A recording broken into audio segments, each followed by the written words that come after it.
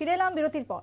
আজ বছরের শেষ দিন, সারা বছরের বিশেষ বিশেষ খবরের দিকে আমরা নজর রাখবো। শুরুতেই বলেছিলাম, তার মধ্যে যে তথ্য এই মুহূর্তে উঠে এসেছে, 2023 সালে সব থেকে বেশি পড়ুয়াদের মৃত্যু মিছিল পরিলক্ষিত হয়েছে রাজস্থানের কোটায়, এবং অধিকাংশ ক্ষেত্রে তারা ভারতীয় পড়ুয়া।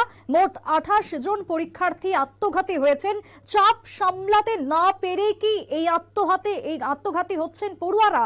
ইতিমধ্যে প্রশ্ন উঠেছে রাজস্থানের কোটায় একের পর এক মৃত্যু মিছিলকে কেন্দ্র করে। কেন আত্মঘাতী হচ্ছেন পড়ুয়ারা? কি কারণ লুকিয়ে রয়েছে এর পেছনে? আমরা সকলেই জানি যে রাজস্থানের কোটা যে জায়গা, যে শহর রয়েছে, সেই কোটাতে অধিকাংশ ক্ষেত্রেই নিট বা আইআইটির সমস্ত ক্ষেত্রে পড়াশোনার জন্য যান পড়ুয়ারা। এবং এই বছর ভারতের সব থেকে বেশি মারা গেছেন কোটায়, যে তথ্য ইতিমধ্যে উদ্বেগ বাড়িয়েছে গোটা দেশবাসীর মধ্যে। এবং সেক্ষেত্রে আগামী দিনে কোটাতে যাবার ক্ষেত্রে কি কোনো প্রভাব পড়তে পারে বারবার পড়ুয়াদের এই আত্মঘাতী হওয়ার ঘটনা প্রকাশ্যে আসার পর? এই সম্পর্কে নিউজ ভ্যানগার্ড কথা বলেছেন সমাজকর্মী বিশিষ্ট চিকিৎসক অরিন্দম বিশ্বাসের সঙ্গে। তিনি কি জানিয়েছেন, নিউজ ভ্যানগার্ডকে টেলিফোনিক বার্তালাপে কি বলেছেন তিনি, শুনুন। এখন পর্যন্ত খবর যা আমি পেয়েছি, বিভিন্ন ইংরেজি দৈনিক বা মাসিক যে খবরগুলো আসে, তাতে 27 জনের মৃত্যু হয়েছে। এটা কিন্তু সত্যি অস্বাভাবিক সংখ্যা। ছাত্ররা পড়তে যাচ্ছে, সেখানে তারা পরীক্ষাটা দেওয়ার আগে তারা নিজেদের জীবন কেড়ে নিচ্ছে নিজেরাই। এটা অত্যন্ত দুঃখজনক সংবাদ, বেদনাদায়ক, আর তার সাথে ভয়ঙ্কর। তার মানে তারা এই যে প্রতিযোগিতার জঙ্গলে, আমি বলবো প্রতিযোগিতার জঙ্গলের মধ্যে তারা ঢুকে পড়ছে। যখন তারা পেরে উঠছে না, তারা হতাশ হয়ে সুইসাইড করছে, আত্মহননের পথটা বেছে নিচ্ছে। এটা অত্যন্ত ভয়ঙ্কর সংবাদ। এই সংবাদ যাতে ফেরত না আসে, 2024 থেকে আমরা অঙ্গীকার করি এই বিশেষ দিকগুলো দেখার। ছাত্রদের মনোবল বাড়াতে কাউন্সেলিং দরকার। কোটার ইতিহাসটা যদি একটু বলি, 2 জন আইআইটি প্রফেসর, তারা আইআইটি থেকে কোটা থেকে গিয়ে আইআইটি পেয়েছিল। তাদের সামর্থ্য কম ছিল, তার মধ্যে তাদের প্রতিভা তারা দেখাতে পেরেছিল। এরপর তারা কোটায় বিভিন্ন গরিব মানুষ, সাধারণ মানুষের মধ্যে এটা ছড়িয়ে যায় যে এখান থেকেও পড়া সম্ভব। সেই থেকে কোটায় শুরু করেন তারা। কিন্তু তারপর কোটাটা তৈরি হয়ে যায় বিভিন্ন ব্যবসায়িক সংস্থা এবং শিক্ষাটাকে ব্যবসা করে ফেলা।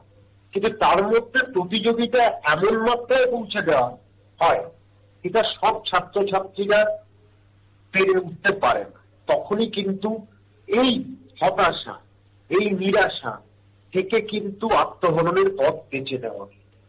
কিন্তু এটাতে যেটা নেই, সেইটার উপর আলোকপাত করলে ভালো হয়, দৃষ্টি আকর্ষণ করলে ভালো হয়। কাউন্সেলিং সেন্টার নেই। কাউন্সেলিং সেন্টার থাকলে কিন্তু তাদের সাথে কথা বলে তাদের মনের ইচ্ছেটা জানা যেতে পারে। বাবা মায়ের ইচ্ছেটা যদি ছেলে বা কন্যা সন্তানের উপর পড়ে, তাহলে কিন্তু সেটা ভয়ানক মাত্রা দিতে পারে। সেইটা যাতে ফিরে না আসে, কাউন্সেলিং করলে কিন্তু একজন ছাত্রের বা ছাত্রী মনের অবস্থাটা বোঝা যায়। সে সত্যি কথা কি চাইছে, সত্যিটা কিন্তু উদ্ঘাটিত হয়। সুতরাং এই রহস্যর মধ্যে আর থাকে না।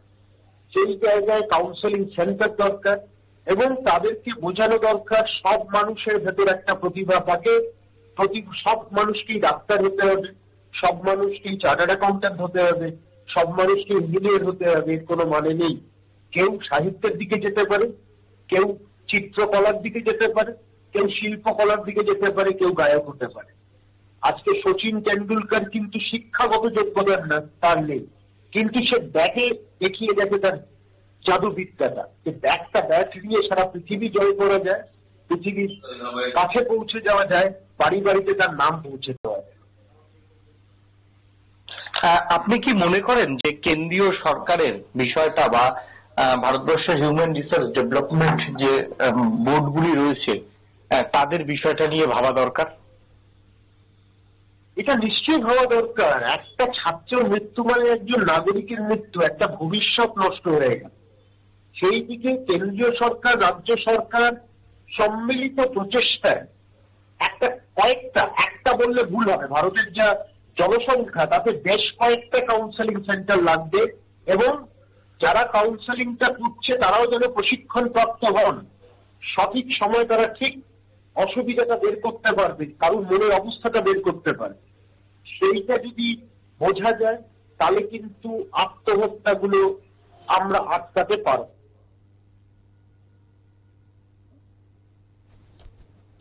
আপনারা শুনলেন সমাজকর্মী বিশিষ্ট চিকিৎসক অরিন্দম বিশ্বাসের বক্তব্য। এবং সেক্ষেত্রে ভারতের অধিকাংশ পড়ুয়ার যে মৃত্যুর ঘটনা বেড়েছে তাতে উদ্বেগ বাড়ছে কোটায় গিয়ে, এবং সেক্ষেত্রে বেশিরভাগ ক্ষেত্রে ডাক্তারি পড়ুয়ারা সেই জায়গাতে যান। তবে কি কারণে এই রিপোর্ট, এই পরিসংখ্যান তা নিয়ে স্বাভাবিকভাবে উদ্বেগ দেখা দিয়েছে বিভিন্ন মহলে। একটা ছোট্ট বিরতির পর ফিরে আসছি, সঙ্গে থাকুন।